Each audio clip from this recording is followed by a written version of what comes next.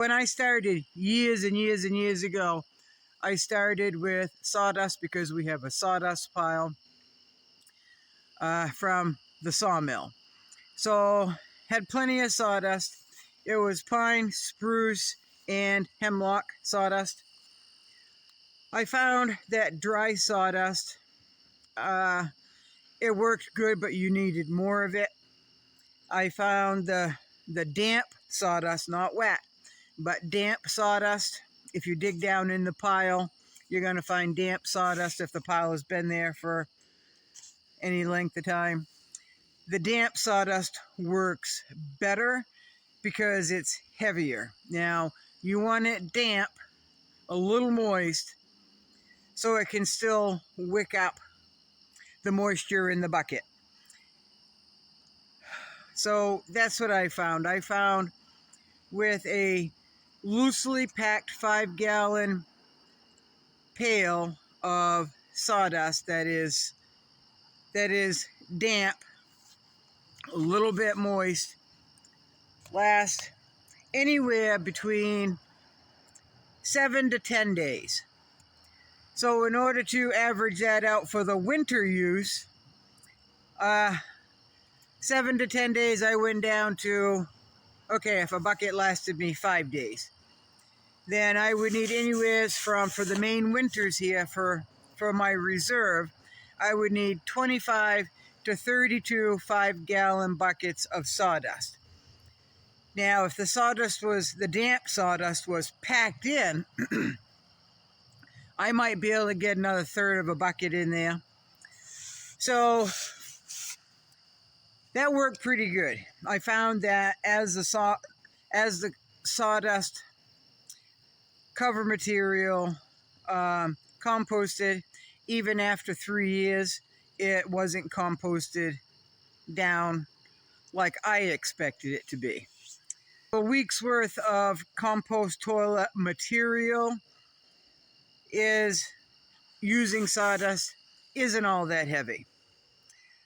So I went from sawdust to a sawdust peat moss mix, 1-to-1 ratio. That worked pretty good. The only problem is I had to buy the peat moss. 1 block of peat moss lasts me for for a single person using the toilet, lasts me a year. So in the peat moss, if you can buy a block that hasn't been out in the elements, if it's been stored under cover so the rain didn't get into it, because even the plastic has pinholes and stuff, if you can get the peat moss dry, it works fantastic because it'll wick up and it's fine enough so it'll cover the material better. So dry peat moss and damp sawdust works pretty good. The peat moss tends to break down a whole lot faster as it composts. Most people that I know, scientifically, they say 2 years is safe for your garden or safe to handle with your hands. Most people that I know that use a compost toilet, they let theirs sit for 3 years. So, compost. I have tried compost. I have not tried my 3-year-old compost toilet compost. I used compost like from leaves and grass clippings and scrap kitchen waste, all of that, mixed in with aged composted coop litter. And that compost is constantly stirred to break it down faster.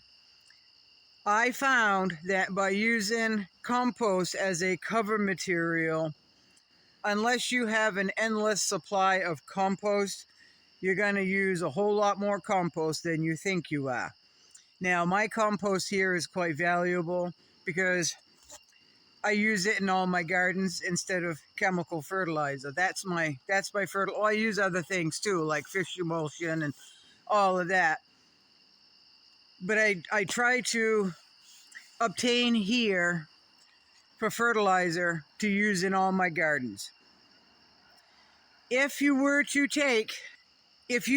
decide to use your compost toilet compost that has aged 3 years, and you use it specifically for your compost toilet cover material, then you're waiting 3 years to be able to handle that compost, and then you're taking it and putting it in your compost toilet as cover material. You might not have enough because that compost is going to shrink considerably after 3 years. But I think it would be feasible to, if you're going to use compost as a cover material year after year, then you're going to have to make a compost pile for that and make sure that you have enough. So that's a lot of compost. That's a lot of compost, even for me, for my bathroom, just for my bathroom compost toilet.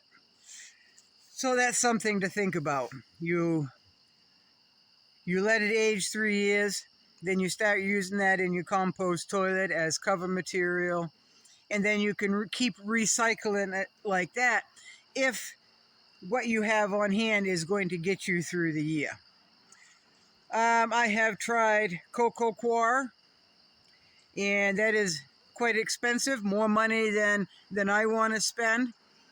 I can order it online, it'll come right to my door, but it's rather, to me, it's rather expensive because it's not ready to use. It comes in like these 1.4 pound blocks, and then you have to add water and you have to stir it to get that moisture all through the, in order to use it, right? And I found in my notes, I thought 1.4 pound brick / block lasted me a week. That's what my memory was telling me. But back in my notes, it didn't last a week. It lasted about 5 days per block. So if you get 10 or 12 blocks for $40, that adds up in price, right? Then you've got to keep them dry. You got to find out a place to store them. That would add up unless you have a regular shipment coming in like once a month or 3 or 4 times a year. Then, and if you want to spend that money and mix it, that would probably work for some of you that would like to do that. I have tried leaves in the fall. I would rake them up, run my mulching lawnmower, run my lawnmower over it several times with a mulching blade, and it broke it up. It's about the size of probably your thumbnail. Put that into buckets and have used that. Shredded or mulched chopped fall leaves works really, really good. But there's all that time in breaking them up and then storing it, right? That's a lot of time invested in that. Somebody, and I can't remember who, asked me if I've ever used pine needles as cover material. I had not, because I didn't think they would work. You really should have something that is going to be moisture absorbing and is going to be heavy enough and dense enough to cover what you have in the bucket so it doesn't smell. A compost toilet works anaerobically. In other words, you do your thing in the bucket, and then you take your cover material and cover that up. But it should be something dense enough so it's going to fill all those little tiny gaps and so the odor doesn't come up. So last week I tried pine needles. I went across the road under that pine tree, raked up some pine needles, and I tried that. I was quite skeptical because pine needles don't pack. They don't pack. And so I tried that one day, and I'm like, I'm using a lot of pine needles just to cover this up. And then I come out and I did my chores, came back in, and I'm glad I had the window open in my bathroom. So then I said, okay, well, maybe if I break those dead pine needles up so they're smaller, maybe that'll work better. So I did that, put that on there, and I could still smell what was in the bathroom bucket. So I stopped doing that. Pine needles, what they do is they're not round, but they will roll and they don't pack.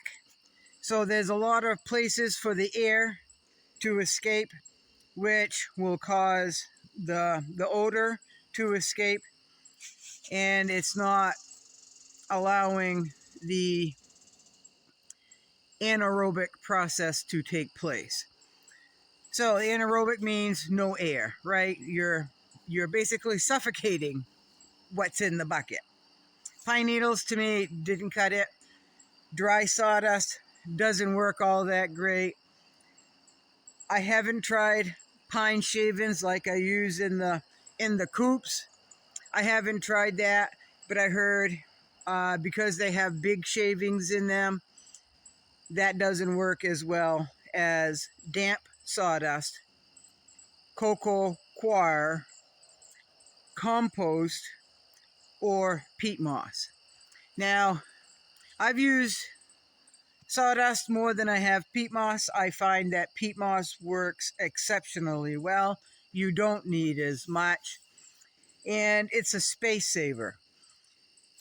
I could get a block of peat moss, and it could sit in the corner of the shed, in the corner of the wood shed. It could sit in the corner of my bathroom, and it really wouldn't be in the way.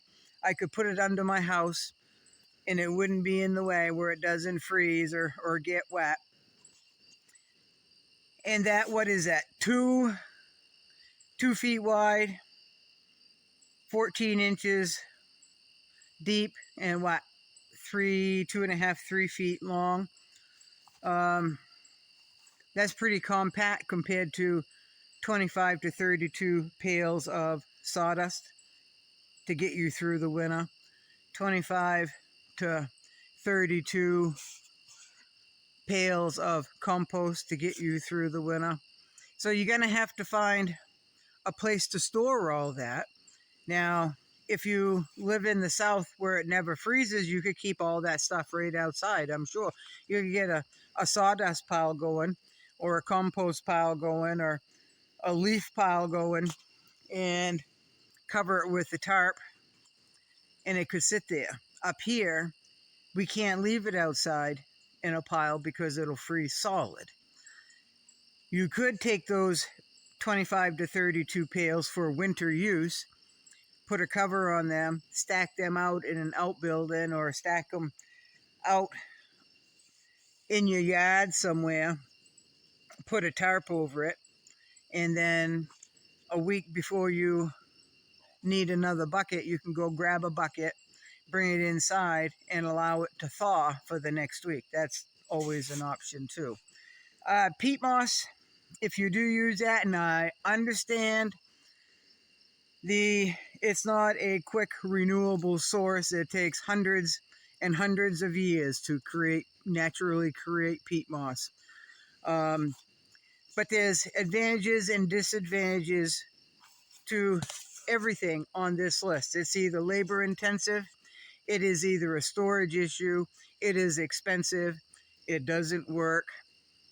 So you're going to have to figure that out if you haven't already figured your system out, or if you want to get into having a compost toilet, you're going to have to figure out all the pros and cons to the cover material. Now, one of the comments says, well, just use dirt as cover material. Well, that would work.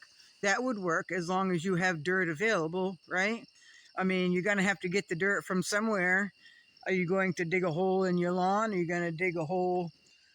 You're going to have to dig a hole in order to get dirt, unless you have a truckload of dirt come in. That's always an option too, but then you don't know where it came from. Was it contaminated dirt? Did it come from a dump? Did it come from a polluted area? So that's all stuff you're going to have to figure out, right?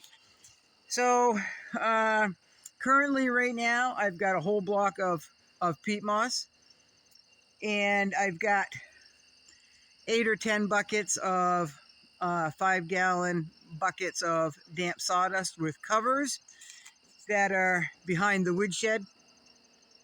So there's pros and cons to every one of these, folks. The sawdust isn't as heavy as the peat moss. The peat moss, you don't have to use so much. You don't have to empty it so often, but it does get awful. The bucket does get awfully heavy. A lot heavier than using sawdust. A lot heavier than using compost, coir, any of that. So, and nothing says you have to empty your bucket once a week. I know a lot of people that do it every other day. Sometimes I do. Sometimes I empty mine every other day. There's also a lot of people have a diverter, excuse me, where they do a number 1 in a container or a whole other bucket, and they do number 2 separate. And then they get rid of the urine in a designated area on their property. Urine is sterile, right?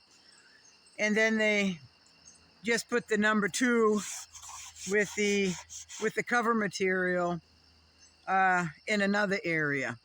I know someone else that they have 2 buckets, 2 toilet seats, and they do number 1 in one and number 2 in the other. And the number 1 bucket gets emptied every single day.